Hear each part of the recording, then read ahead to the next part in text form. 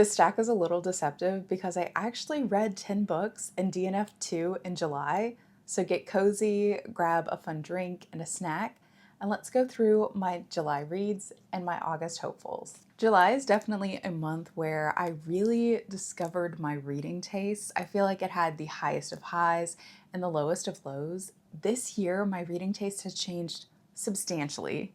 And it's been really interesting trying to figure out what books I do and no longer like. Most of my July reads were either in the horror or romance genre, most of them being romance, but I do have a little bit of everything that I read this month. So let's go through romance first with the disclaimer that I have been a hater when it comes to romance recently.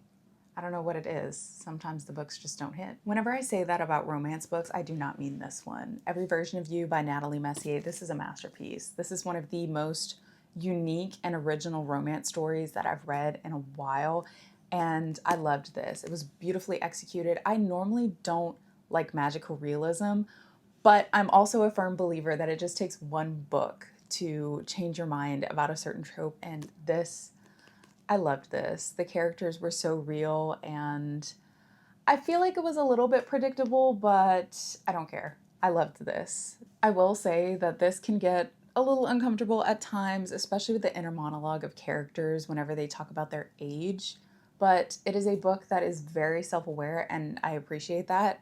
It's also a book that is a little existential, and it might make you spiral a little bit. This was a phenomenal debut and has solidified that I will read anything that Natalie Messier writes. I can't wait to see what else she comes out with. Now, moving on to a book that I did not love. This is The Fundamentals of Being a Good Girl by Julie Murphy and Sierra Simone. This is a romance between a plus-size FMC and a selfless father. There are quite a few tropes in here, and I feel like it was just kind of an amalgamation of them that wasn't fully fleshed out, but the issue that I had with this book is that it's really hard for me to root for a relationship where I find that one of the love interests lacks morals. And that just kind of threw me out of it because this is a romance, and it's like, if I don't like you, why do I want to read about your love story? So I did decide to ultimately DNF this one because at a certain point I just no longer cared about the story. I did read quite a few romance books on my e-reader this month. Berkeley Romance approved me for a few of their arcs, so I had to drop everything and start reading those, one of which is In What World by Bridget Morrissey. This is a sapphic romance that also has a magical realism element to it, and I liked the story, but I felt like it wasn't necessarily for me. One large element of the story that I really enjoyed is the hypothetical situations. I think about hypothetical scenarios all of the time. What if this? What if that? And I really appreciated the execution of this. What I struggled with in this book is really the setting. So this is very much for the theater kid who misses high school or maybe still thinks about their high school crush, but I hated high school. So I really struggled with the setting of this novel. It also has an emphasis on theater. I wasn't a theater kid. I was in a play once in high school, but I was just taken back to that setting, and it just wasn't my favorite. I normally try to avoid any books in a school setting because I know that I'm just not going to like them, and that's how I felt here. I also read Wild Goose Chase by Sarah Adler, and based on the epigraph, I didn't think that I was going to like it, but this was a very pleasant surprise. I thought that it was just going to be a historical romance, but it's a very fun, quirky rom-com that has a bit of historical romance sprinkled throughout. I loved the setting. We are set in an antique store, and I really connected with the characters of this book. We've got one that is neurodivergent, and then we have another that's demisexual. I just think the representation here was so spot on, and I really saw myself in both of the characters. That said, I do think that some people are going to struggle with the characters. In this book, Callahan finds himself in possession of a maybe illegal taxidermied goose. He works at an antique store and is doing some research for a friend of his to try to see if it actually is illegal. During the same time, the co-owner of the antique shop decides to elope rather quickly and invites his niece, who is also well-versed in antiques, to help run the shop.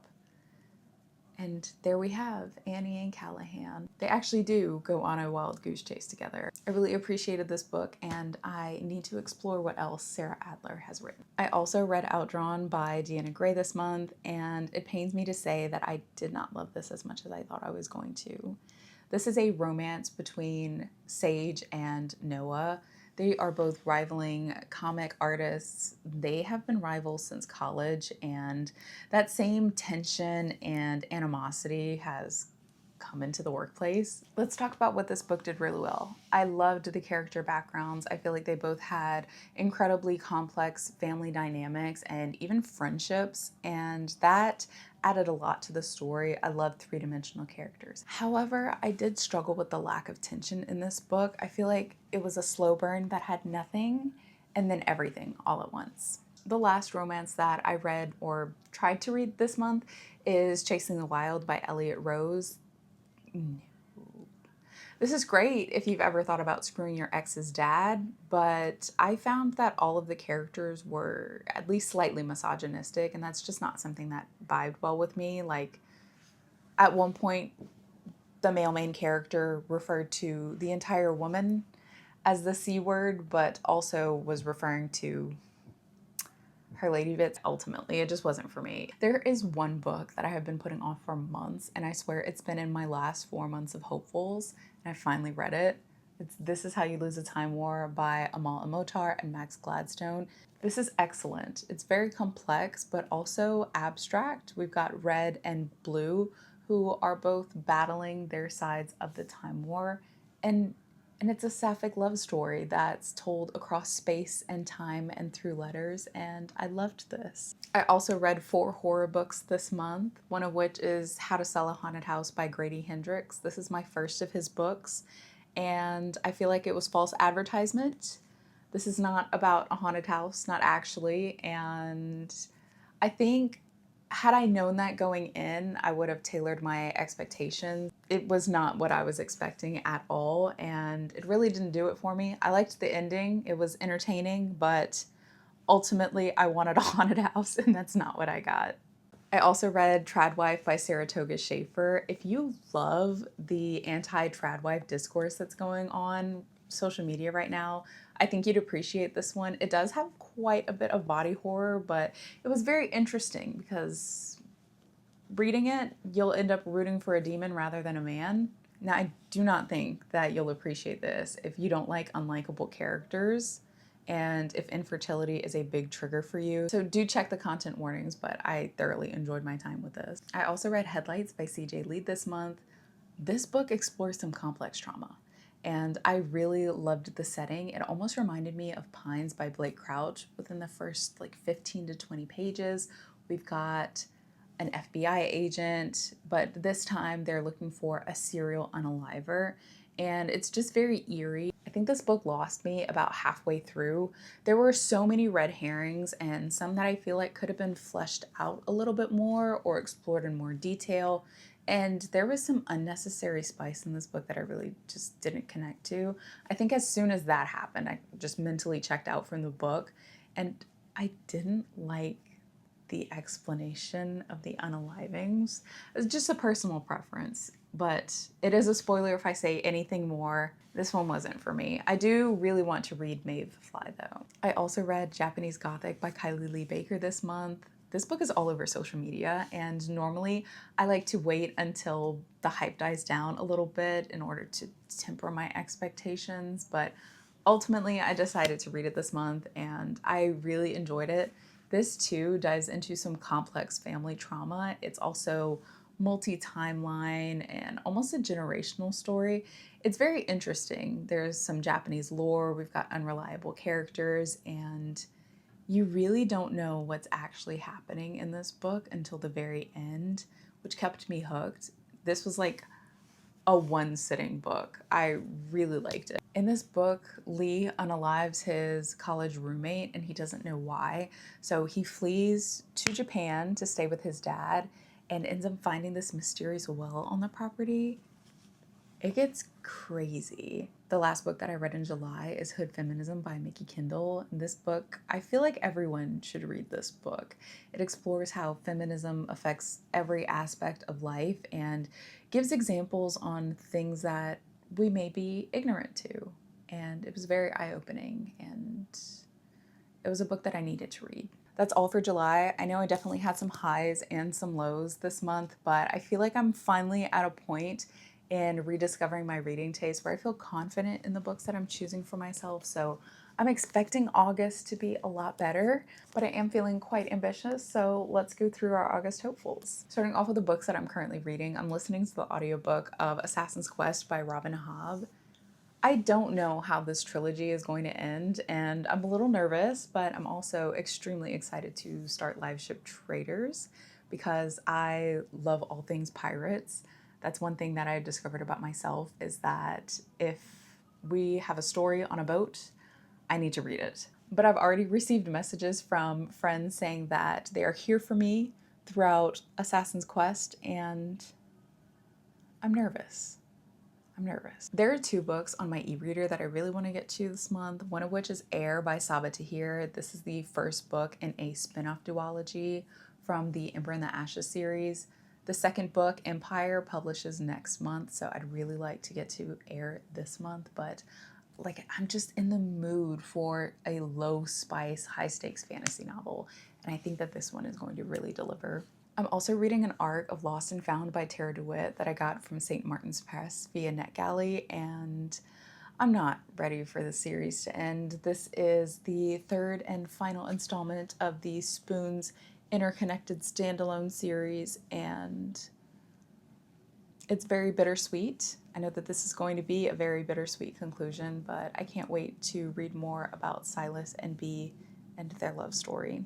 I'm also reading Circe by Madeline Miller. I'm actually expecting to finish this today.